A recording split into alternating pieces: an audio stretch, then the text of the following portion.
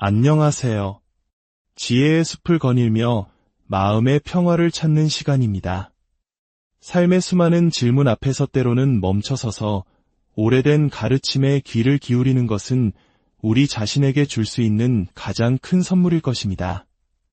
오늘 우리가 나눌 이야기가 여러분의 마음에 귀한 깨달음의 씨앗을 심고 그 씨앗이 자라나 평온의 그늘을 들이우기를 기원합니다. 시작하기에 앞서 이 지혜의 말씀이 더 많은 이들에게 닿을 수 있도록 여러분의 마음을 나누어 주신다면 그 또한 세상을 밝히는 귀한 보시가 될 것입니다. 여러분의 선한 마음이 모여 더 큰 빛이 되기를 바라며 그 인연 공덕으로 여러분의 삶에 항상 행복과 평안이 가득하시기를 축원합니다. 한 지혜로운 스승은 대중에게 부처님의 깊은 가르침을 전할 때 때로는 사람들의 흥미를 끌기 위해 비린내를 묻혀야 한다고 이야기했습니다.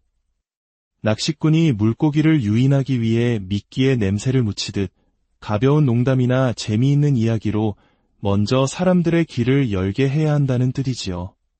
하지만 중요한 것은 그 비린내 너머에 숨겨진 진짜 약, 즉 부처님의 핵심 가르침을 발견하는 것입니다.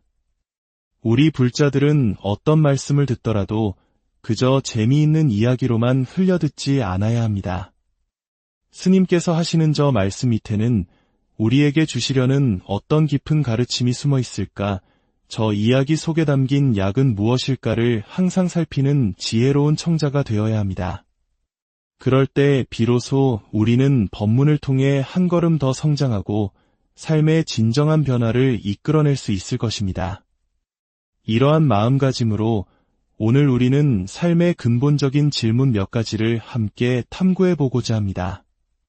한 구도자가 던졌던 진지한 물음들을 따라가며 그 안에 담긴 부처님의 지혜를 발견하는 여정을 시작하겠습니다.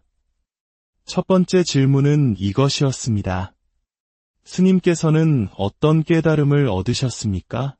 그리고 부처님을 잘 믿으면 저도 깨달음을 얻을 수 있을까요? 참으로 훌륭하고 또 핵심을 찌르는 질문입니다. 오래전 국회에서 법문을 할 때 한 공무원분이 이와 비슷하면서도 더욱 날카로운 질문을 던진 적이 있습니다. 그는 이렇게 물었습니다. 불교에서 말하는 깨달음을 수치화, 즉 점수로 매길 수 있습니까? 만약 점수로 매길 수 있다면 스님의 깨달음은 몇 점입니까? 만약 점수로 매길 수 없다면 이름난 큰 스님의 깨달음과 길거리 보통 사람의 깨달음이 무엇이 다르다고 말할 수 있습니까? 기준도 없이 어떻게 누구의 깨달음이 더 높다고 할 수 있는 것입니까? 정말 무서운 질문이지요. 있다, 없다, 어느 쪽으로 대답해도 반론할 준비가 되어 있는 질문이었습니다. 하지만 이 질문에 답하기 전에 우리는 반드시 짚고 넘어가야 할 것이 있습니다. 바로 깨달음이라는 단어의 정의를 서로 맞추는 일입니다. 사자와 토끼가 똑같이 밥 먹었다고 말해도 그들이 먹은 밥은 전혀 다른 것과 같습니다. 우리가 같은 단어를 사용한다고 해서 같은 의미를 생각하고 있는 것은 아닐 수 있습니다. 불교 공부의 첫걸음은 이처럼 용어의 정의를 통일하는 데에서 시작합니다. 자비가 무엇인지, 고통이 무엇인지, 그리고 깨달음이 무엇인지 부처님께서 어떻게 정의하셨는지를 먼저 배워야 합니다. 경전에서는 깨달음을 이렇게 설명합니다. 한자로 가고명입을.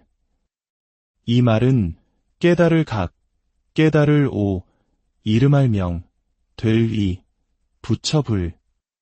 즉 깨달음 이 잠에서 깨어나면 이를 이름하여 부처라 한다는 뜻입니다. 이 가르침의 핵심은 깨달음이란 우리가 밖에서 노력해서 얻는 어떤 특별한 물건이나 자격증 같은 것이 아니라는 점입니다. 오히려 우리 존재 자체가 본래 깨달음이라는 재료로 만들어져 있다는 것입니다. 우리의 정신, 우리의 마음은 본래 깨달음 그 자체입니다. 잠들어 있던 깨달음이라는 본성이 아침에 눈을 뜨듯 깨어나면 무슨 일을 하겠습니까? 당연히 깨닫는 일을 시작합니다. 아침에 눈을 뜨자마자 늦었네. 오늘이 며칠이지? 어제 늦게 잤더니 피곤하네 라고 느끼는 그 모든 순간이 바로 잠자던 우리의 부처, 즉 깨달음이 활동을 시작한 것입니다. 그렇기에 경전에서는 일체 중생 본래 성불, 모든 중생은 본래부터 부처라고 말씀하신 것입니다. 부처가 된다가 아니라 이미 부처로 이루어져 있다는 것입니다. 저 길가의 강아지 한 마리까지 이 세상의 깨달음이라는 본성으로 이루어지지 않은 존재는 단 하나도 없습니다. 자, 이제 처음의 질문으로 돌아가 봅시다. 어떤 깨달음을 얻으셨습니까? 저는 이렇게 답할 수밖에 없습니다. 저는 무언가를 새로 얻은 것이 없습니다. 다만 우리 모두가 본래부터 눈에 보이지 않는 위대한 깨달음이라는 능력으로 이루어져 있다는 사실을 다시 한번 깨달았을 뿐입니다. 이것은 저만의 이야기가 아닙니다. 금강경에서 부처님께서는 과거 연등 부처님 처소에서 얻은 법이 있느냐는 질문에 하나도 얻은 바가 없다고 분명히 말씀하셨습니다. 얻고 이룰 수 있는 것이라면 그것은 진정한 깨달음이 아닙니다. 우리는 깨달음을 얻는다는 생각을 내려놓아야 합니다. 본래 내 안에 갖추어져 있는 것을 확인하고 발견하는 과정일 뿐입니다. 마치 달마대사에게 해가 스님이 찾아와 마음이 너무 괴롭습니다. 제 마음을 편안하게 해주십시오라고 청했을 때 달마대사께서 그 괴로운 마음을 나에게 가져오너라. 내 편안하게 해주겠다고 답하신 것과 같습니다.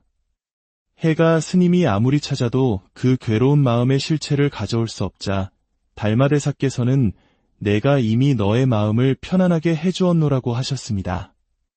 우리가 느끼는 슬픔, 괴로움, 번뇌는 실제하는 것 같지만 손으로 잡을 수도 남에게 줄 수도 없는 그저 느껴지기만 할 뿐 실체가 없는 파도와 같습니다.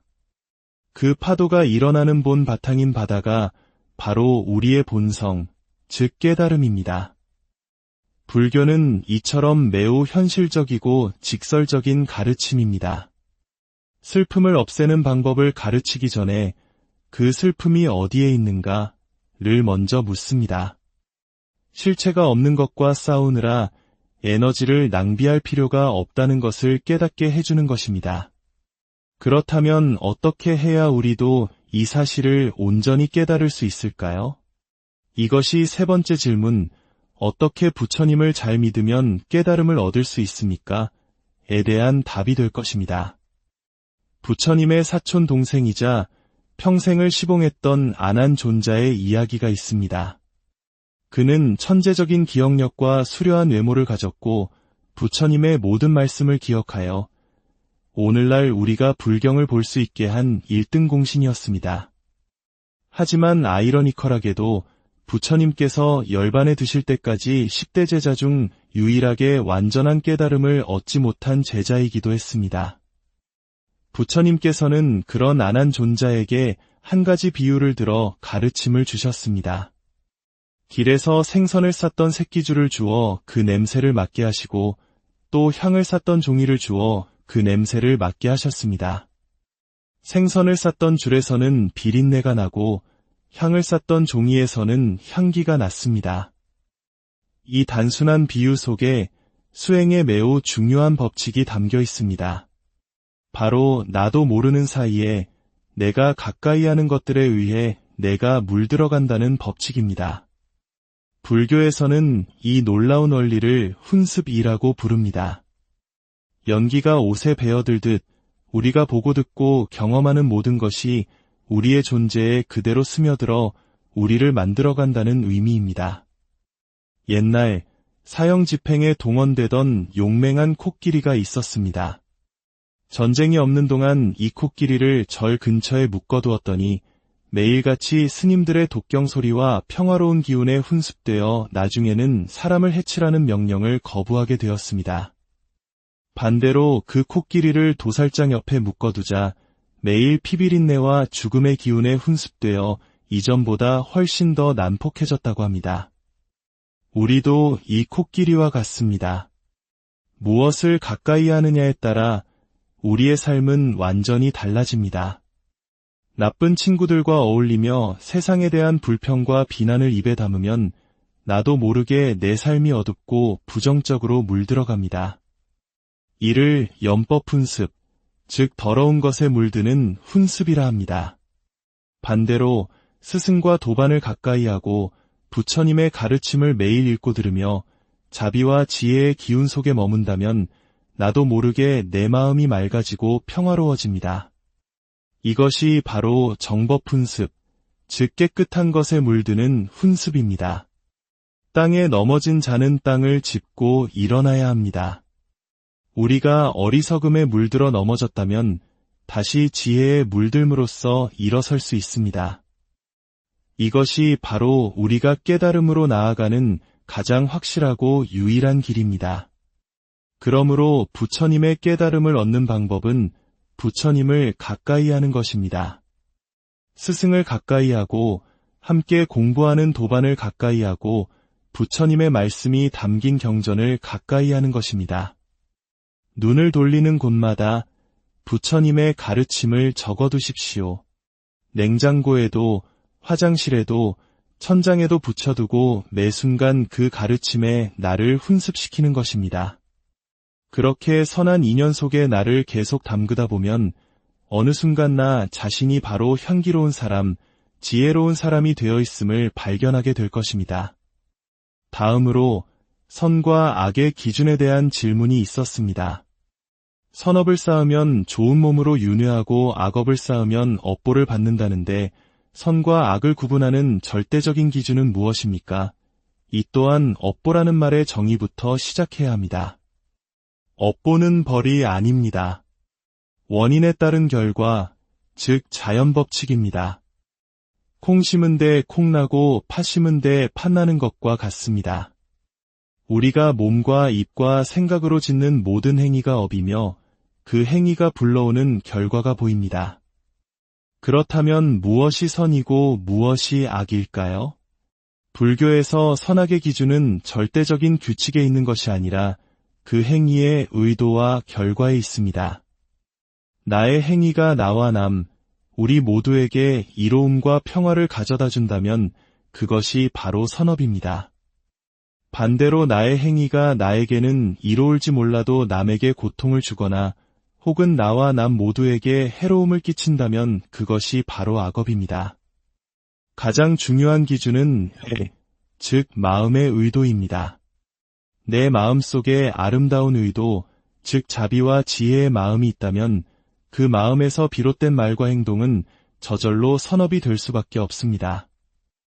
이 관점은 사형제도와 같은 사회적 문제에 대해서도 깊은 통찰을 줍니다.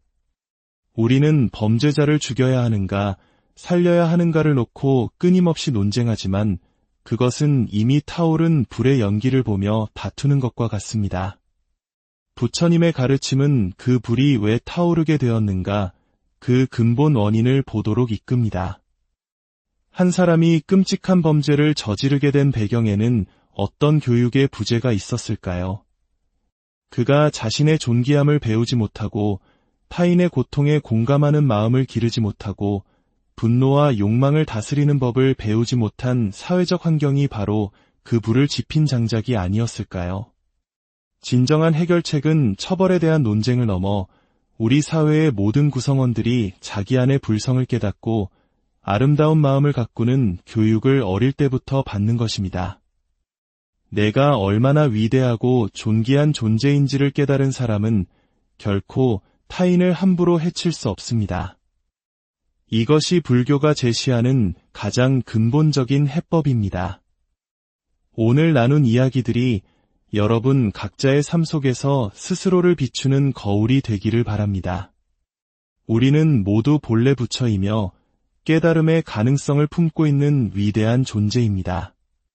선한 인연들을 가까이 하며 매일매일 지혜와 자비에 우리 자신을 훈습시켜 나아갈 때 우리의 삶은 저절로 향기로워지고 세상은 그 향기로 인해 조금 더 밝아질 것입니다. 부처님의 자비 광명이 여러분과 여러분의 가정에 늘 함께 하시기를 진심으로. 안녕하세요. 지혜의 숲을 거닐며 마음의 평화를 찾는 시간입니다. 삶의 수많은 질문 앞에서 때로는 멈춰서서 오래된 가르침에 귀를 기울이는 것은 우리 자신에게 줄 수 있는 가장 큰 선물일 것입니다. 오늘 우리가 나눌 이야기가 여러분의 마음에 귀한 깨달음의 씨앗을 심고 그 씨앗이 자라나 평온의 그늘을 들이우기를 기원합니다. 시작하기에 앞서 이 지혜의 말씀이 더 많은 이들에게 닿을 수 있도록 여러분의 마음을 나누어 주신다면 그 또한 세상을 밝히는 귀한 보시가 될 것입니다. 여러분의 선한 마음이 모여 더 큰 빛이 되기를 바라며 그 인연 공덕으로 여러분의 삶에 항상 행복과 평안이 가득하시기를 축원합니다. 한 지혜로운 스승은 대중에게 부처님의 깊은 가르침을 전할 때 때로는 사람들의 흥미를 끌기 위해 비린내를 묻혀야 한다고 이야기했습니다. 낚시꾼이 물고기를 유인하기 위해 미끼에 냄새를 묻히듯 가벼운 농담이나 재미있는 이야기로 먼저 사람들의 귀를 열게 해야 한다는 뜻이지요. 하지만 중요한 것은 그 비린내 너머에 숨겨진 진짜 약, 즉 부처님의 핵심 가르침을 발견하는 것입니다. 우리 불자들은 어떤 말씀을 듣더라도 그저 재미있는 이야기로만 흘려듣지 않아야 합니다. 스님께서 하시는 저 말씀 밑에는 우리에게 주시려는 어떤 깊은 가르침이 숨어 있을까, 저 이야기 속에 담긴 약은 무엇일까를 항상 살피는 지혜로운 청자가 되어야 합니다. 그럴 때 비로소 우리는 법문을 통해 한 걸음 더 성장하고 삶의 진정한 변화를 이끌어낼 수 있을 것입니다. 이러한 마음가짐으로 오늘 우리는 삶의 근본적인 질문 몇 가지를 함께 탐구해 보고자 합니다. 한 구도자가 던졌던 진지한 물음들을 따라가며 그 안에 담긴 부처님의 지혜를 발견하는 여정을 시작하겠습니다. 첫 번째 질문은 이것이었습니다. 스님께서는 어떤 깨달음을 얻으셨습니까? 그리고 부처님을 잘 믿으면 저도 깨달음을 얻을 수 있을까요? 참으로 훌륭하고 또 핵심을 찌르는 질문입니다. 오래전 국회에서 법문을 할 때 한 공무원분이 이와 비슷하면서도 더욱 날카로운 질문을 던진 적이 있습니다. 그는 이렇게 물었습니다. 불교에서 말하는 깨달음을 수치화, 즉 점수로 매길 수 있습니까? 만약 점수로 매길 수 있다면 스님의 깨달음은 몇 점입니까? 만약 점수로 매길 수 없다면 이름난 큰 스님의 깨달음과 길거리 보통 사람의 깨달음이 무엇이 다르다고 말할 수 있습니까? 기준도 없이 어떻게 누구의 깨달음이 더 높다고 할 수 있는 것입니까? 정말 무서운 질문이지요. 있다, 없다, 어느 쪽으로 대답해도 반론할 준비가 되어 있는 질문이었습니다. 하지만 이 질문에 답하기 전에 우리는 반드시 짚고 넘어가야 할 것이 있습니다.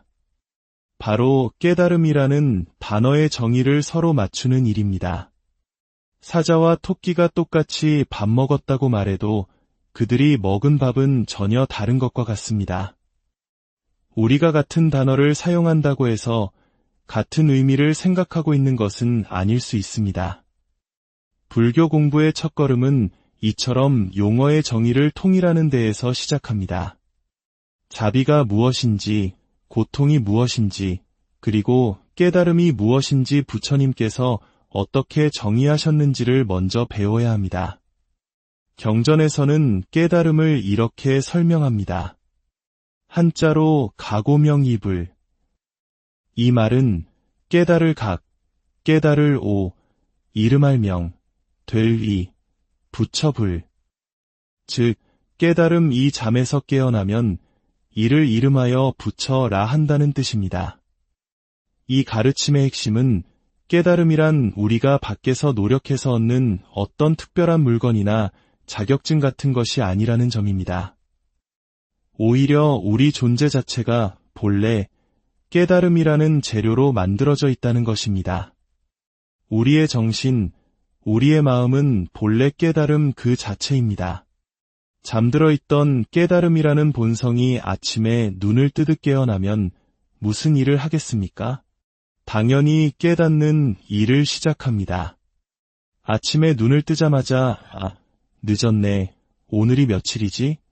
어제 늦게 잤더니 피곤하네 라고 느끼는 그 모든 순간이 바로 잠자던 우리의 부처, 즉 깨달음이 활동을 시작한 것입니다. 그렇기에 경전에서는 일체 중생 본래 성불, 모든 중생은 본래부터 부처라고 말씀하신 것입니다. 부처가 된다가 아니라 이미 부처로 이루어져 있다는 것입니다. 저 길가의 강아지 한 마리까지 이 세상의 깨달음이라는 본성으로 이루어지지 않은 존재는 단 하나도 없습니다. 자, 이제 처음의 질문으로 돌아가 봅시다. 어떤 깨달음을 얻으셨습니까? 저는 이렇게 답할 수밖에 없습니다. 저는 무언가를 새로 얻은 것이 없습니다. 다만 우리 모두가 본래부터 눈에 보이지 않는 위대한 깨달음이라는 능력으로 이루어져 있다는 사실을 다시 한번 깨달았을 뿐입니다. 이것은 저만의 이야기가 아닙니다. 금강경에서 부처님께서는 과거 연등 부처님 처소에서 얻은 법이 있느냐는 질문에 하나도 얻은 바가 없다고 분명히 말씀하셨습니다. 얻고 이룰 수 있는 것이라면 그것은 진정한 깨달음이 아닙니다. 우리는 깨달음을 얻는다는 생각을 내려놓아야 합니다. 본래 내 안에 갖추어져 있는 것을 확인하고 발견하는 과정일 뿐입니다. 마치 달마대사에게 해가 스님이 찾아와 마음이 너무 괴롭습니다. 제 마음을 편안하게 해주십시오라고 청했을 때 달마대사께서 그 괴로운 마음을 나에게 가져오너라. 내 편안하게 해주겠다고 답하신 것과 같습니다. 해가 스님이 아무리 찾아도 그 괴로운 마음의 실체를 가져올 수 없자 달마대사께서는 내가 이미 너의 마음을 편안하게 해주었노라고 하셨습니다. 우리가 느끼는 슬픔, 괴로움, 번뇌는 실제하는 것 같지만 손으로 잡을 수도 남에게 줄 수도 없는 그저 느껴지기만 할 뿐 실체가 없는 파도와 같습니다. 그 파도가 일어나는 본 바탕인 바다가 바로 우리의 본성, 즉 깨달음입니다. 불교는 이처럼 매우 현실적이고 직설적인 가르침입니다. 슬픔을 없애는 방법을 가르치기 전에 그 슬픔이 어디에 있는가를 먼저 묻습니다. 실체가 없는 것과 싸우느라 에너지를 낭비할 필요가 없다는 것을 깨닫게 해주는 것입니다. 그렇다면 어떻게 해야 우리도 이 사실을 온전히 깨달을 수 있을까요? 이것이 세 번째 질문, 어떻게 부처님을 잘 믿으면 깨달음을 얻을 수 있습니까? 에 대한 답이 될 것입니다. 부처님의 사촌 동생이자 평생을 시봉했던 아난존자의 이야기가 있습니다. 그는 천재적인 기억력과 수려한 외모를 가졌고 부처님의 모든 말씀을 기억하여 오늘날 우리가 불경을 볼 수 있게 한 1등 공신이었습니다. 하지만 아이러니컬하게도 부처님께서 열반에 드실 때까지 10대 제자 중 유일하게 완전한 깨달음을 얻지 못한 제자이기도 했습니다. 부처님께서는 그런 아난존자에게 한 가지 비유를 들어 가르침을 주셨습니다. 길에서 생선을 쌌던 새끼줄을 주어 그 냄새를 맡게 하시고 또 향을 쌌던 종이를 주어 그 냄새를 맡게 하셨습니다. 생선을 쌌던 줄에서는 비린내가 나고 향을 쌌던 종이에서는 향기가 났습니다. 이 단순한 비유 속에 수행에 매우 중요한 법칙이 담겨 있습니다. 바로 나도 모르는 사이에 내가 가까이 하는 것들에 의해 내가 물들어간다는 법칙입니다. 불교에서는 이 놀라운 원리를 훈습이라고 부릅니다.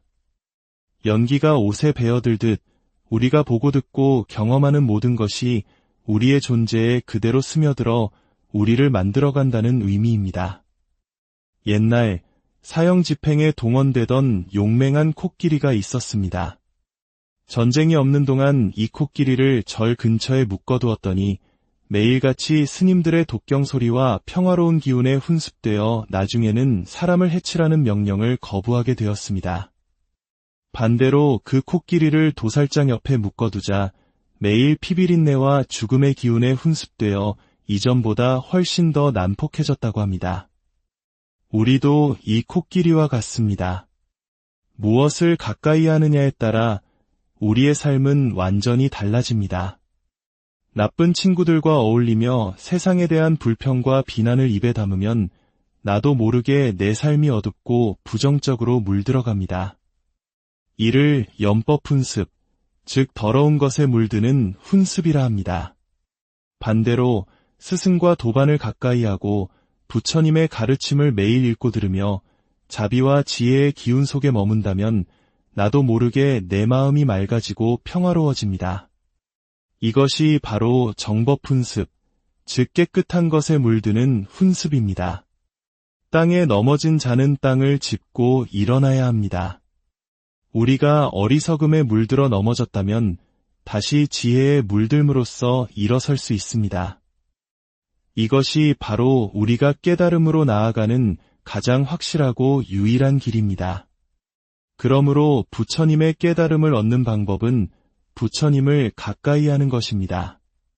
스승을 가까이 하고 함께 공부하는 도반을 가까이 하고 부처님의 말씀이 담긴 경전을 가까이 하는 것입니다. 눈을 돌리는 곳마다 부처님의 가르침을 적어두십시오. 냉장고에도 화장실에도 천장에도 붙여두고 매 순간 그 가르침에 나를 훈습시키는 것입니다.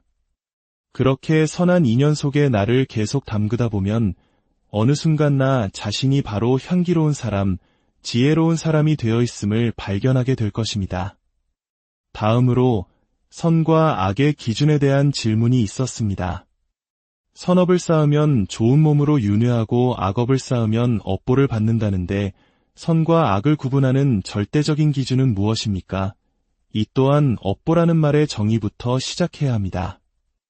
업보는 벌이 아닙니다. 원인에 따른 결과, 즉 자연법칙입니다. 콩 심은 데 콩 나고 팥 심은 데 팥 나는 것과 같습니다. 우리가 몸과 입과 생각으로 짓는 모든 행위가 업이며 그 행위가 불러오는 결과가 보입니다. 그렇다면 무엇이 선이고 무엇이 악일까요? 불교에서 선악의 기준은 절대적인 규칙에 있는 것이 아니라 그 행위의 의도와 결과에 있습니다. 나의 행위가 나와 남, 우리 모두에게 이로움과 평화를 가져다 준다면 그것이 바로 선업입니다. 반대로 나의 행위가 나에게는 이로울지 몰라도 남에게 고통을 주거나 혹은 나와 남 모두에게 해로움을 끼친다면 그것이 바로 악업입니다. 가장 중요한 기준은 즉 마음의 의도입니다. 내 마음속에 아름다운 의도, 즉 자비와 지혜의 마음이 있다면 그 마음에서 비롯된 말과 행동은 저절로 선업이 될 수밖에 없습니다. 이 관점은 사형제도와 같은 사회적 문제에 대해서도 깊은 통찰을 줍니다. 우리는 범죄자를 죽여야 하는가, 살려야 하는가를 놓고 끊임없이 논쟁하지만 그것은 이미 타오른 불의 연기를 보며 다투는 것과 같습니다. 부처님의 가르침은 그 불이 왜 타오르게 되었는가, 그 근본 원인을 보도록 이끕니다. 한 사람이 끔찍한 범죄를 저지르게 된 배경에는 어떤 교육의 부재가 있었을까요? 그가 자신의 존귀함을 배우지 못하고 타인의 고통에 공감하는 마음을 기르지 못하고 분노와 욕망을 다스리는 법을 배우지 못한 사회적 환경이 바로 그 불을 지핀 장작이 아니었을까요? 진정한 해결책은 처벌에 대한 논쟁을 넘어 우리 사회의 모든 구성원들이 자기 안의 불성을 깨닫고 아름다운 마음을 가꾸는 교육을 어릴 때부터 받는 것입니다. 내가 얼마나 위대하고 존귀한 존재인지를 깨달은 사람은 결코 타인을 함부로 해칠 수 없습니다. 이것이 불교가 제시하는 가장 근본적인 해법입니다. 오늘 나눈 이야기들이 여러분 각자의 삶 속에서 스스로를 비추는 거울이 되기를 바랍니다. 우리는 모두 본래 부처이며 깨달음의 가능성을 품고 있는 위대한 존재입니다. 선한 인연들을 가까이 하며 매일매일 지혜와 자비에 우리 자신을 훈습시켜 나아갈 때 우리의 삶은 저절로 향기로워지고 세상은 그 향기로 인해 조금 더 밝아질 것입니다. 부처님의 자비 광명이 여러분과 여러분의 가정에 늘 함께 하시기를 진심으로. 안녕하세요. 지혜의 숲을 거닐며 마음의 평화를 찾는 시간입니다. 삶의 수많은 질문 앞에서 때로는 멈춰서서 오래된 가르침에 귀를 기울이는 것은 우리 자신에게 줄 수 있는 가장 큰 선물일 것입니다. 오늘 우리가 나눌 이야기가 여러분의 마음에 귀한 깨달음의 씨앗을 심고 그 씨앗이 자라나 평온의 그늘을 들이우기를 기원합니다. 시작하기에 앞서 이 지혜의 말씀이 더 많은 이들에게 닿을 수 있도록 여러분의 마음을 나누어 주신다면 그 또한 세상을 밝히는 귀한 보시가 될 것입니다. 여러분의 선한 마음이 모여 더 큰 빛이 되기를 바라며 그 인연 공덕으로 여러분의 삶에 항상 행복과 평안이 가득하시기를 축원합니다. 한 지혜로운 스승은 대중에게 부처님의 깊은 가르침을 전할 때 때로는 사람들의 흥미를 끌기 위해 비린내를 묻혀야 한다고 이야기했습니다.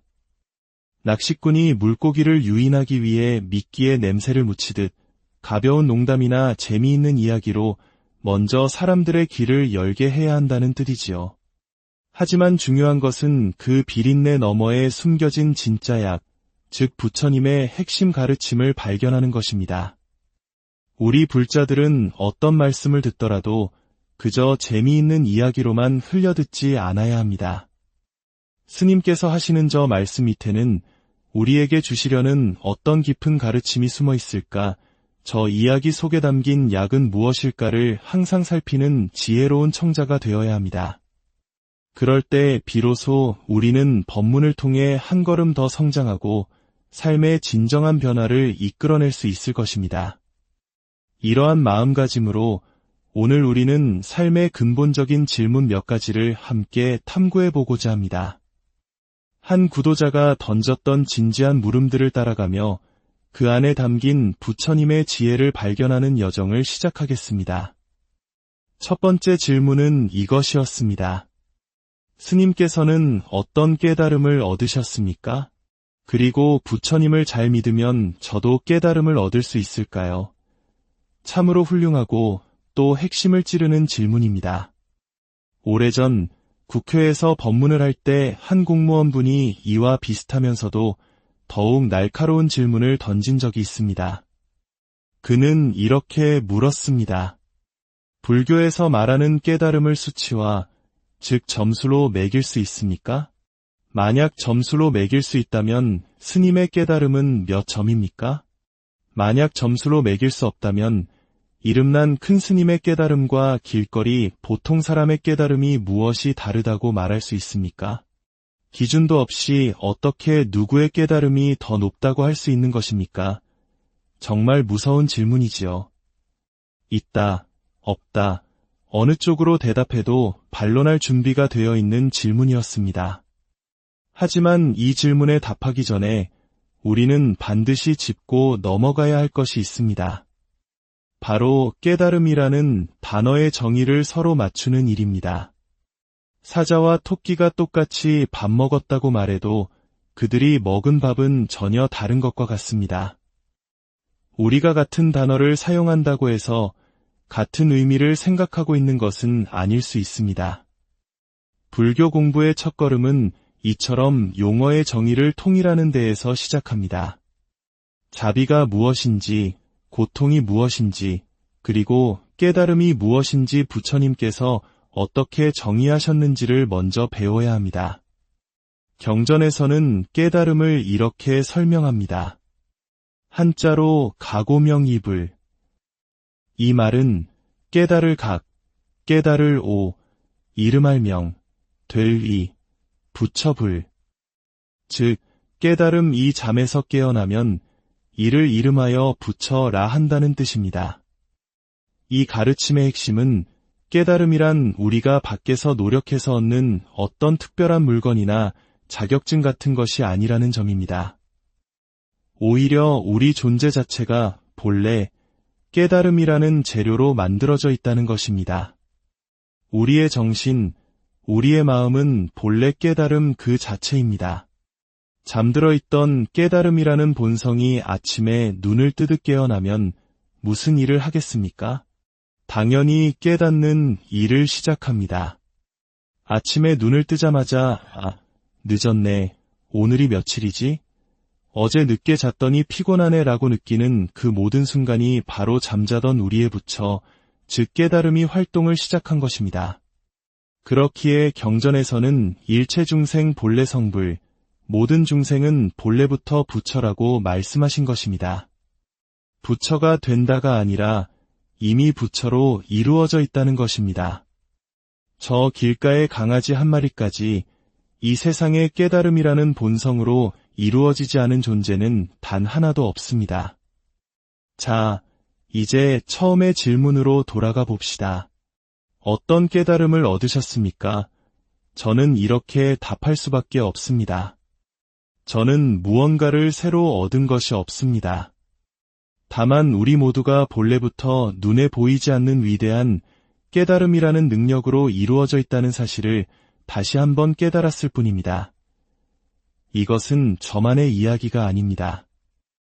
금강경에서 부처님께서는 과거 연등 부처님 처소에서 얻은 법이 있느냐는 질문에 하나도 얻은 바가 없다고 분명히 말씀하셨습니다.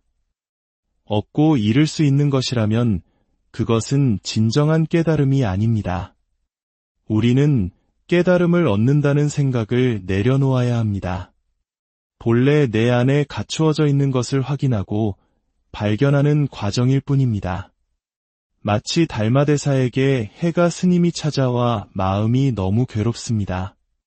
제 마음을 편안하게 해주십시오라고 청했을 때 달마대사께서 그 괴로운 마음을 나에게 가져오너라.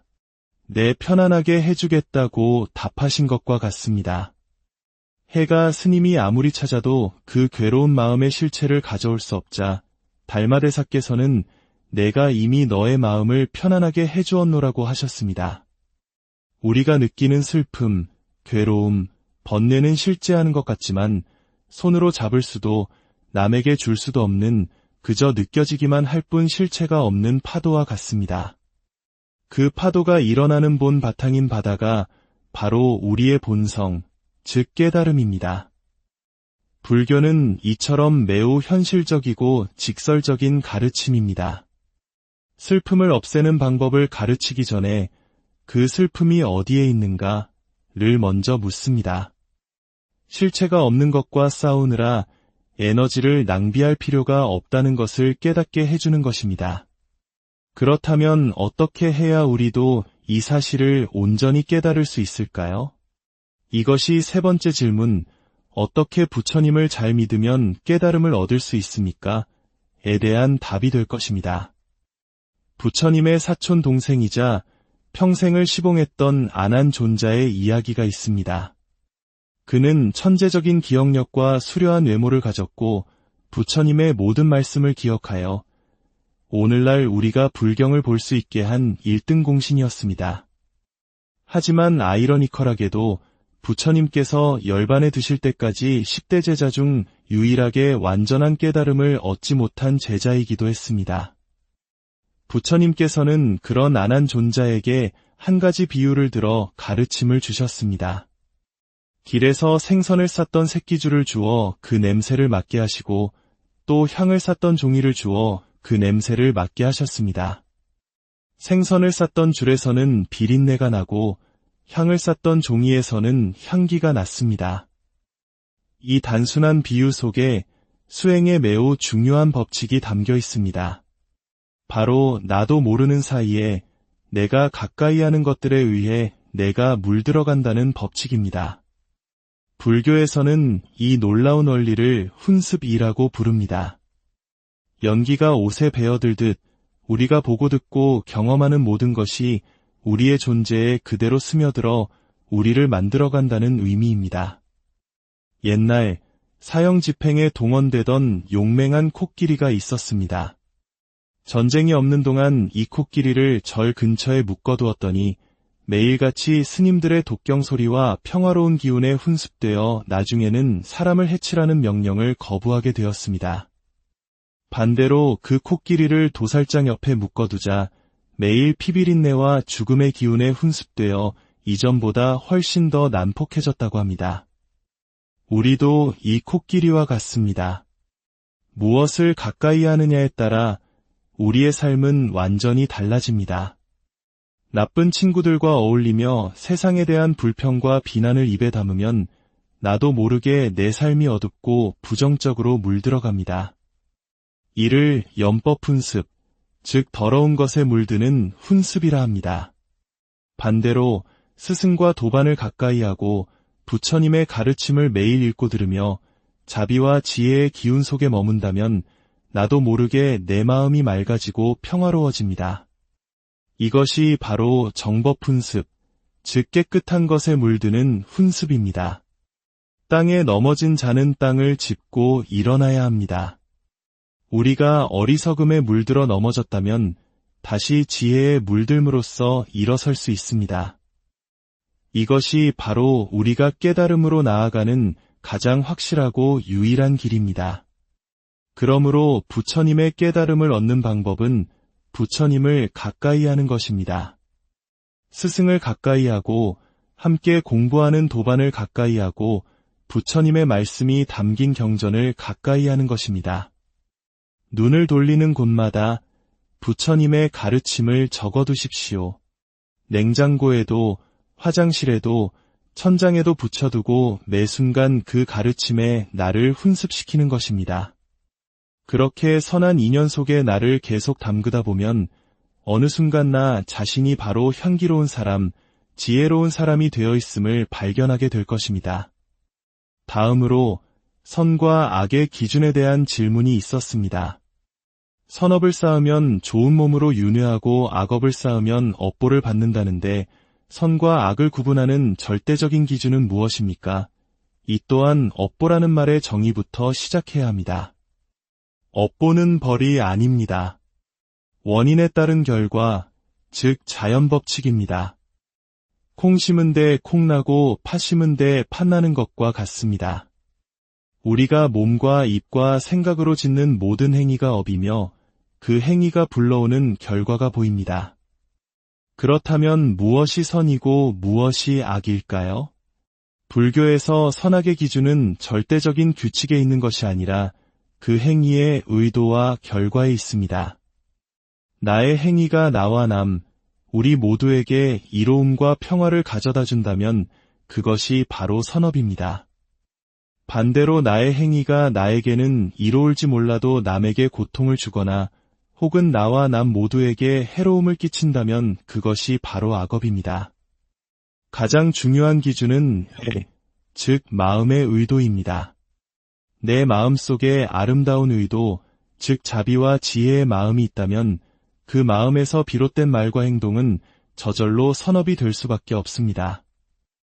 이 관점은 사형제도와 같은 사회적 문제에 대해서도 깊은 통찰을 줍니다.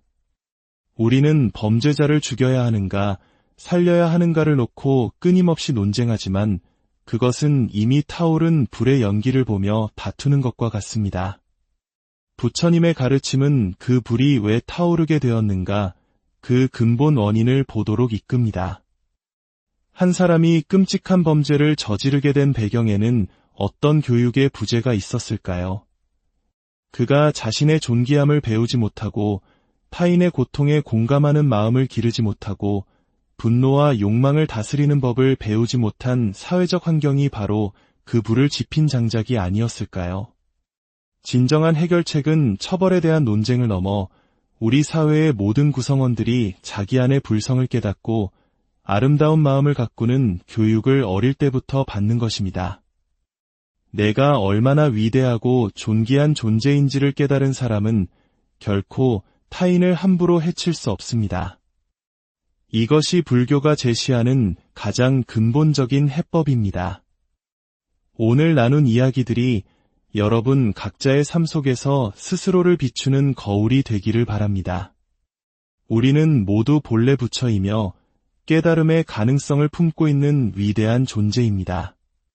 선한 인연들을 가까이하며 매일매일 지혜와 자비에 우리 자신을 훈습시켜 나아갈 때 우리의 삶은 저절로 향기로워지고 세상은 그 향기로 인해 조금 더 밝아질 것입니다. 부처님의 자비 광명이 여러분과 여러분의 가정에 늘 함께 하시기를 진심으로 안녕하세요. 지혜의 숲을 거닐며 마음의 평화를 찾는 시간입니다. 삶의 수많은 질문 앞에서 때로는 멈춰서서 오래된 가르침에 귀를 기울이는 것은 우리 자신에게 줄 수 있는 가장 큰 선물일 것입니다. 오늘 우리가 나눌 이야기가 여러분의 마음에 귀한 깨달음의 씨앗을 심고 그 씨앗이 자라나 평온의 그늘을 들이우기를 기원합니다. 시작하기에 앞서 이 지혜의 말씀이 더 많은 이들에게 닿을 수 있도록 여러분의 마음을 나누어 주신다면 그 또한 세상을 밝히는 귀한 보시가 될 것입니다. 여러분의 선한 마음이 모여 더 큰 빛이 되기를 바라며 그 인연 공덕으로 여러분의 삶에 항상 행복과 평안이 가득하시기를 축원합니다. 한 지혜로운 스승은 대중에게 부처님의 깊은 가르침을 전할 때 때로는 사람들의 흥미를 끌기 위해 비린내를 묻혀야 한다고 이야기했습니다. 낚시꾼이 물고기를 유인하기 위해 미끼에 냄새를 묻히듯 가벼운 농담이나 재미있는 이야기로 먼저 사람들의 귀를 열게 해야 한다는 뜻이지요. 하지만 중요한 것은 그 비린내 너머에 숨겨진 진짜 약, 즉 부처님의 핵심 가르침을 발견하는 것입니다. 우리 불자들은 어떤 말씀을 듣더라도 그저 재미있는 이야기로만 흘려듣지 않아야 합니다. 스님께서 하시는 저 말씀 밑에는 우리에게 주시려는 어떤 깊은 가르침이 숨어 있을까, 저 이야기 속에 담긴 약은 무엇일까를 항상 살피는 지혜로운 청자가 되어야 합니다. 그럴 때 비로소 우리는 법문을 통해 한 걸음 더 성장하고 삶의 진정한 변화를 이끌어낼 수 있을 것입니다. 이러한 마음가짐으로 오늘 우리는 삶의 근본적인 질문 몇 가지를 함께 탐구해보고자 합니다. 한 구도자가 던졌던 진지한 물음들을 따라가며 그 안에 담긴 부처님의 지혜를 발견하는 여정을 시작하겠습니다. 첫 번째 질문은 이것이었습니다. 스님께서는 어떤 깨달음을 얻으셨습니까? 그리고 부처님을 잘 믿으면 저도 깨달음을 얻을 수 있을까요? 참으로 훌륭하고 또 핵심을 찌르는 질문입니다. 오래전 국회에서 법문을 할 때 한 공무원분이 이와 비슷하면서도 더욱 날카로운 질문을 던진 적이 있습니다. 그는 이렇게 물었습니다. 불교에서 말하는 깨달음을 수치화, 즉 점수로 매길 수 있습니까? 만약 점수로 매길 수 있다면 스님의 깨달음은 몇 점입니까? 만약 점수로 매길 수 없다면 이름난 큰 스님의 깨달음과 길거리 보통 사람의 깨달음이 무엇이 다르다고 말할 수 있습니까? 기준도 없이 어떻게 누구의 깨달음이 더 높다고 할 수 있는 것입니까? 정말 무서운 질문이지요. 있다, 없다, 어느 쪽으로 대답해도 반론할 준비가 되어 있는 질문이었습니다. 하지만 이 질문에 답하기 전에 우리는 반드시 짚고 넘어가야 할 것이 있습니다. 바로 깨달음이라는 단어의 정의를 서로 맞추는 일입니다. 사자와 토끼가 똑같이 밥 먹었다고 말해도 그들이 먹은 밥은 전혀 다른 것과 같습니다. 우리가 같은 단어를 사용한다고 해서 같은 의미를 생각하고 있는 것은 아닐 수 있습니다. 불교 공부의 첫걸음은 이처럼 용어의 정의를 통일하는 데에서 시작합니다. 자비가 무엇인지, 고통이 무엇인지, 그리고 깨달음이 무엇인지 부처님께서 어떻게 정의하셨는지를 먼저 배워야 합니다. 경전에서는 깨달음을 이렇게 설명합니다. 한자로 가고명이불. 이 말은 깨달을 각, 깨달을 오, 이름할 명, 될 이, 부처불. 즉 깨달음 이 잠에서 깨어나면 이를 이름하여 부처라 한다는 뜻입니다. 이 가르침의 핵심은 깨달음이란 우리가 밖에서 노력해서 얻는 어떤 특별한 물건이나 자격증 같은 것이 아니라는 점입니다. 오히려 우리 존재 자체가 본래 깨달음이라는 재료로 만들어져 있다는 것입니다. 우리의 정신, 우리의 마음은 본래 깨달음 그 자체입니다. 잠들어 있던 깨달음이라는 본성이 아침에 눈을 뜨듯 깨어나면 무슨 일을 하겠습니까? 당연히 깨닫는 일을 시작합니다. 아침에 눈을 뜨자마자 늦었네. 오늘이 며칠이지? 어제 늦게 잤더니 피곤하네 라고 느끼는 그 모든 순간이 바로 잠자던 우리의 부처, 즉 깨달음이 활동을 시작한 것입니다. 그렇기에 경전에서는 일체 중생 본래 성불, 모든 중생은 본래부터 부처라고 말씀하신 것입니다. 부처가 된다가 아니라 이미 부처로 이루어져 있다는 것입니다. 저 길가의 강아지 한 마리까지 이 세상의 깨달음이라는 본성으로 이루어지지 않은 존재는 단 하나도 없습니다. 자, 이제 처음의 질문으로 돌아가 봅시다. 어떤 깨달음을 얻으셨습니까? 저는 이렇게 답할 수밖에 없습니다. 저는 무언가를 새로 얻은 것이 없습니다. 다만 우리 모두가 본래부터 눈에 보이지 않는 위대한 깨달음이라는 능력으로 이루어져 있다는 사실을 다시 한번 깨달았을 뿐입니다. 이것은 저만의 이야기가 아닙니다. 금강경에서 부처님께서는 과거 연등 부처님 처소에서 얻은 법이 있느냐는 질문에 하나도 얻은 바가 없다고 분명히 말씀하셨습니다. 얻고 이룰 수 있는 것이라면 그것은 진정한 깨달음이 아닙니다. 우리는 깨달음을 얻는다는 생각을 내려놓아야 합니다. 본래 내 안에 갖추어져 있는 것을 확인하고 발견하는 과정일 뿐입니다. 마치 달마대사에게 해가 스님이 찾아와 마음이 너무 괴롭습니다. 제 마음을 편안하게 해주십시오라고 청했을 때 달마대사께서 그 괴로운 마음을 나에게 가져오너라. 내 편안하게 해주겠다고 답하신 것과 같습니다. 해가 스님이 아무리 찾아도 그 괴로운 마음의 실체를 가져올 수 없자 달마대사께서는 내가 이미 너의 마음을 편안하게 해주었노라고 하셨습니다. 우리가 느끼는 슬픔, 괴로움, 번뇌는 실제하는 것 같지만 손으로 잡을 수도 남에게 줄 수도 없는 그저 느껴지기만 할 뿐 실체가 없는 파도와 같습니다. 그 파도가 일어나는 본 바탕인 바다가 바로 우리의 본성, 즉 깨달음입니다.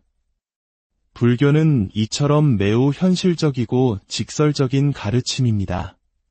슬픔을 없애는 방법을 가르치기 전에 그 슬픔이 어디에 있는가를 먼저 묻습니다. 실체가 없는 것과 싸우느라 에너지를 낭비할 필요가 없다는 것을 깨닫게 해주는 것입니다. 그렇다면 어떻게 해야 우리도 이 사실을 온전히 깨달을 수 있을까요? 이것이 세 번째 질문, 어떻게 부처님을 잘 믿으면 깨달음을 얻을 수 있습니까? 에 대한 답이 될 것입니다. 부처님의 사촌 동생이자 평생을 시봉했던 아난존자의 이야기가 있습니다. 그는 천재적인 기억력과 수려한 외모를 가졌고 부처님의 모든 말씀을 기억하여 오늘날 우리가 불경을 볼 수 있게 한 1등 공신이었습니다. 하지만 아이러니컬하게도 부처님께서 열반에 드실 때까지 10대 제자 중 유일하게 완전한 깨달음을 얻지 못한 제자이기도 했습니다. 부처님께서는 그런 아난존자에게 한 가지 비유를 들어 가르침을 주셨습니다. 길에서 생선을 쌌던 새끼줄을 주어 그 냄새를 맡게 하시고 또 향을 쌌던 종이를 주어 그 냄새를 맡게 하셨습니다. 생선을 쌌던 줄에서는 비린내가 나고 향을 쌌던 종이에서는 향기가 났습니다. 이 단순한 비유 속에 수행에 매우 중요한 법칙이 담겨 있습니다. 바로 나도 모르는 사이에 내가 가까이 하는 것들에 의해 내가 물들어간다는 법칙입니다. 불교에서는 이 놀라운 원리를 훈습이라고 부릅니다. 연기가 옷에 배어들듯 우리가 보고 듣고 경험하는 모든 것이 우리의 존재에 그대로 스며들어 우리를 만들어간다는 의미입니다. 옛날 사형 집행에 동원되던 용맹한 코끼리가 있었습니다. 전쟁이 없는 동안 이 코끼리를 절 근처에 묶어두었더니 매일같이 스님들의 독경 소리와 평화로운 기운에 훈습되어 나중에는 사람을 해치라는 명령을 거부하게 되었습니다. 반대로 그 코끼리를 도살장 옆에 묶어두자 매일 피비린내와 죽음의 기운에 훈습되어 이전보다 훨씬 더 난폭해졌다고 합니다. 우리도 이 코끼리와 같습니다. 무엇을 가까이 하느냐에 따라 우리의 삶은 완전히 달라집니다. 나쁜 친구들과 어울리며 세상에 대한 불평과 비난을 입에 담으면 나도 모르게 내 삶이 어둡고 부정적으로 물들어갑니다. 이를 염법 훈습, 즉 더러운 것에 물드는 훈습이라 합니다. 반대로 스승과 도반을 가까이 하고 부처님의 가르침을 매일 읽고 들으며 자비와 지혜의 기운 속에 머문다면 나도 모르게 내 마음이 맑아지고 평화로워집니다. 이것이 바로 정법 훈습, 즉 깨끗한 것에 물드는 훈습입니다. 땅에 넘어진 자는 땅을 짚고 일어나야 합니다. 우리가 어리석음에 물들어 넘어졌다면 다시 지혜에 물들므로써 일어설 수 있습니다. 이것이 바로 우리가 깨달음으로 나아가는 가장 확실하고 유일한 길입니다. 그러므로 부처님의 깨달음을 얻는 방법은 부처님을 가까이 하는 것입니다. 스승을 가까이 하고 함께 공부하는 도반을 가까이 하고 부처님의 말씀이 담긴 경전을 가까이 하는 것입니다. 눈을 돌리는 곳마다 부처님의 가르침을 적어두십시오. 냉장고에도 화장실에도 천장에도 붙여두고 매 순간 그 가르침에 나를 훈습시키는 것입니다. 그렇게 선한 인연 속에 나를 계속 담그다 보면 어느 순간 나 자신이 바로 향기로운 사람, 지혜로운 사람이 되어 있음을 발견하게 될 것입니다. 다음으로 선과 악의 기준에 대한 질문이 있었습니다. 선업을 쌓으면 좋은 몸으로 윤회하고 악업을 쌓으면 업보를 받는다는데 선과 악을 구분하는 절대적인 기준은 무엇입니까? 이 또한 업보라는 말의 정의부터 시작해야 합니다. 업보는 벌이 아닙니다. 원인에 따른 결과, 즉 자연법칙입니다. 콩 심은 데 콩 나고 팥 심은 데 팥 나는 것과 같습니다. 우리가 몸과 입과 생각으로 짓는 모든 행위가 업이며 그 행위가 불러오는 결과가 보입니다. 그렇다면 무엇이 선이고 무엇이 악일까요? 불교에서 선악의 기준은 절대적인 규칙에 있는 것이 아니라 그 행위의 의도와 결과에 있습니다. 나의 행위가 나와 남, 우리 모두에게 이로움과 평화를 가져다 준다면 그것이 바로 선업입니다. 반대로 나의 행위가 나에게는 이로울지 몰라도 남에게 고통을 주거나 혹은 나와 남 모두에게 해로움을 끼친다면 그것이 바로 악업입니다. 가장 중요한 기준은 즉 마음의 의도입니다. 내 마음 속에 아름다운 의도, 즉 자비와 지혜의 마음이 있다면 그 마음에서 비롯된 말과 행동은 저절로 선업이 될 수밖에 없습니다. 이 관점은 사형제도와 같은 사회적 문제에 대해서도 깊은 통찰을 줍니다. 우리는 범죄자를 죽여야 하는가, 살려야 하는가를 놓고 끊임없이 논쟁하지만 그것은 이미 타오른 불의 연기를 보며 다투는 것과 같습니다. 부처님의 가르침은 그 불이 왜 타오르게 되었는가, 그 근본 원인을 보도록 이끕니다. 한 사람이 끔찍한 범죄를 저지르게 된 배경에는 어떤 교육의 부재가 있었을까요?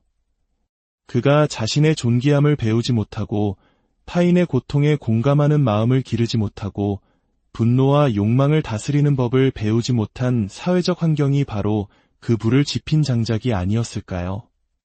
진정한 해결책은 처벌에 대한 논쟁을 넘어 우리 사회의 모든 구성원들이 자기 안의 불성을 깨닫고 아름다운 마음을 가꾸는 교육을 어릴 때부터 받는 것입니다.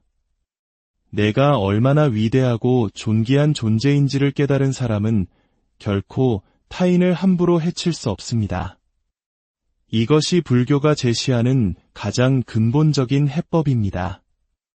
오늘 나눈 이야기들이 여러분 각자의 삶 속에서 스스로를 비추는 거울이 되기를 바랍니다. 우리는 모두 본래 부처이며 깨달음의 가능성을 품고 있는 위대한 존재입니다. 선한 인연들을 가까이 하며 매일매일 지혜와 자비에 우리 자신을 훈습시켜 나아갈 때 우리의 삶은 저절로 향기로워지고 세상은 그 향기로 인해 조금 더 밝아질 것입니다. 부처님의 자비 광명이 여러분과 여러분의 가정에 늘 함께 하시기를 진심으로. 안녕하세요. 지혜의 숲을 거닐며 마음의 평화를 찾는 시간입니다. 삶의 수많은 질문 앞에서 때로는 멈춰서서 오래된 가르침에 귀를 기울이는 것은 우리 자신에게 줄 수 있는 가장 큰 선물일 것입니다. 오늘 우리가 나눌 이야기가 여러분의 마음에 귀한 깨달음의 씨앗을 심고 그